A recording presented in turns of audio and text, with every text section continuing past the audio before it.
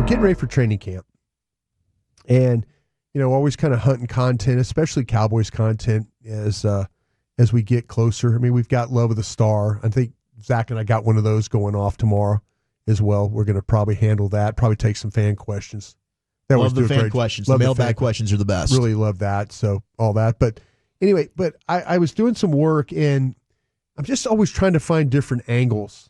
And I know we talk about guys that we think, maybe what about this guy? What if this guy falls apart? Mm-hmm. What if this guy doesn't deliver? What if this guy? So you kind of play those what ifs. Sure. Flip it around the other way. And I'm not talking necessarily about, like I say, okay, tell me the guy, and I got a list of guys. Tell me the guy or two or three that you feel like, listen, we're not really talking about it, but he's going to have a good year. He's going to show up. We get to Oxnard, and we're watching the one-on-one drills and the 9-on-7s and some of the preseason games, and maybe the guy's not a starter, but he's going to be a guy that, like, watch this. And I'm going to start this thing off. I think Awesome Richards is going to have a damn good year. And I'll say this, I think Awesome Richards, Dawson, is going to push for the left tackle spot. Wow. At starter at left tackle. I love it. That's the strongest thing I've heard about Awesome, and I've heard a lot about him in the last couple weeks. And you know what? The thing about him, have we talked about him much? You haven't? No. See, that's what I'm saying. But he's getting buzz. See, that's what I think that maybe we might be sleeping on Awesome Richards. Yeah.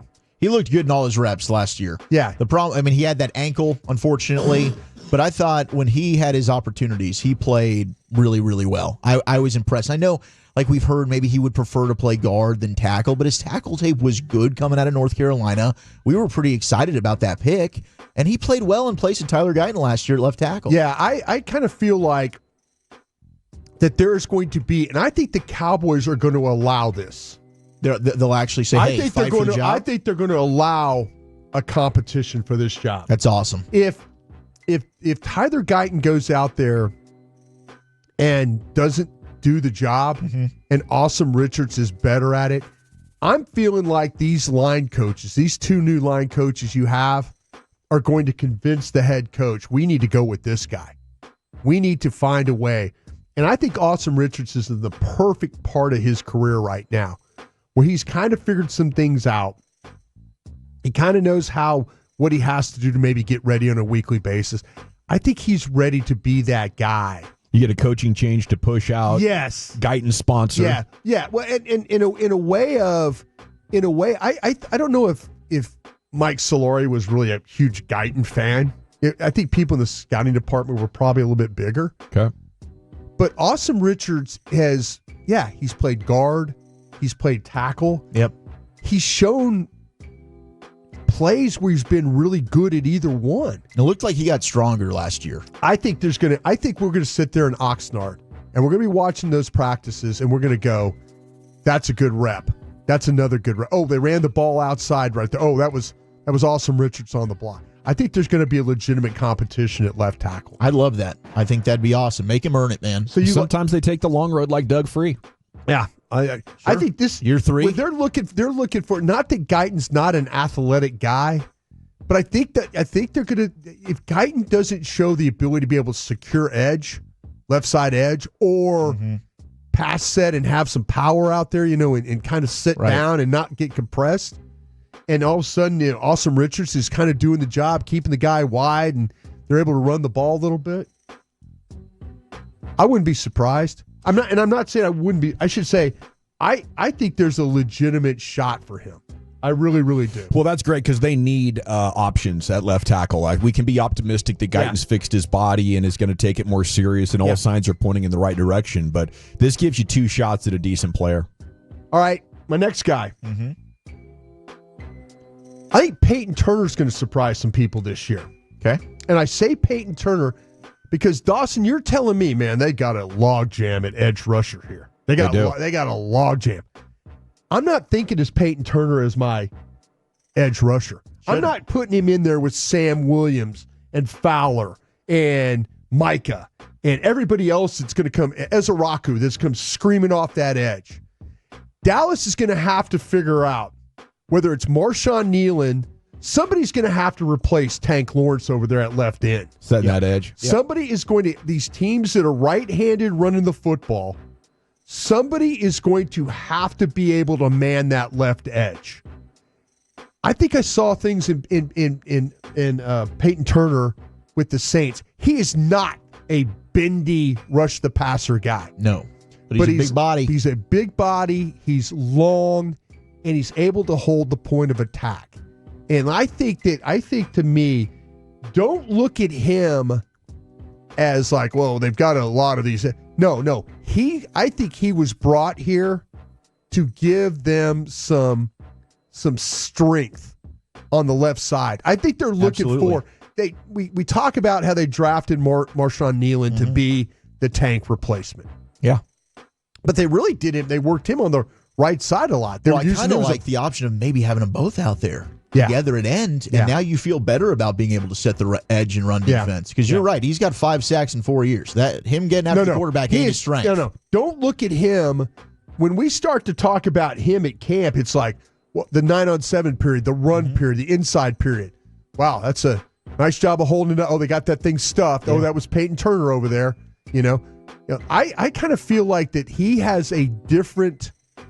They have a different plan for him, and not to be a bendy edge rusher, man, but be a point of attack.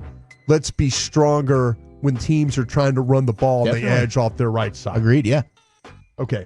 So you like that one? I like that one a lot. My next one. I think Jonathan Mingo is going to have a really nice year for it because I'll tell you why. I think by adding Pickens, it's kind of clicked everybody down in responsibility. I think Jonathan Mingo has shown that he has more toughness. And here's a guy that could have pouted last year. Didn't get the ball, maybe, was getting traded, not a good scene. Oh, now he's not, Dak's not throwing the ball. He's having to come in. I didn't see this guy pout. I didn't see this guy give up in games when he played. I saw a guy that showed presence on the edge when they asked him to do some of the dirty work stuff. He's good at it. I think this guy is more willing to do things to be on the field than even Tolbert and some of the others. I think you talk about with Flournoy, Brooks, these other guys, I think Mingo is toughness and his willingness to do the dirty things.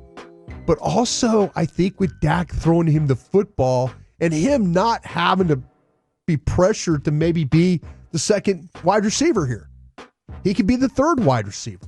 You're going to get a better cornerback matchup like that. I'm hopeful because of what you talk about with his size and his ability to be physical. They need that element in their game. He's definitely a good blocker. There's no question. And he's a much better blocker than Tolbert.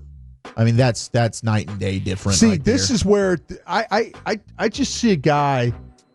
Like I said, he's got the size that you like, the ideal. But see, now the pressure really, really isn't on him. It's really not on Tolbert or any of those other guys because they don't have to be the two. So you're playing Mingo on the outside, Lamb on the inside in 11? Yeah, I'm thinking about that. He's a bigger body guy. He's a bigger body guy because it keeps the threat of the ability to run the ball if you want to play condensed formation and stuff like that. Yeah, like the crack toss. He can do that stuff on the edge. He could do that. Plus, you could throw the slants to him and things. He just needed a better quarterback throwing him the ball. And I think with Dak, I think we're going to get to Oxnard and we're going to see why they liked this guy. I hope so. People are saying, well, Carolina said the same damn thing, Brian, about him. I just don't think I don't think the quarterback situation in Carolina was conducive to anybody getting any kind of growth. No, the ball, you never knew where it was going to go. He never knew. When we saw the targets for him, he had no shot. He had no shot at all. He really didn't. It was unfair.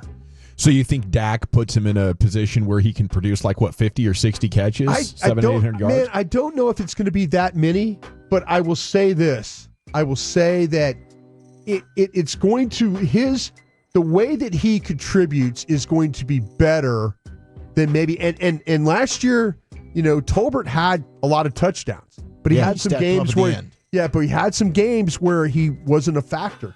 I think this guy is going to be a factor every week they play, whether it's catching the ball or being on the edge in the running game.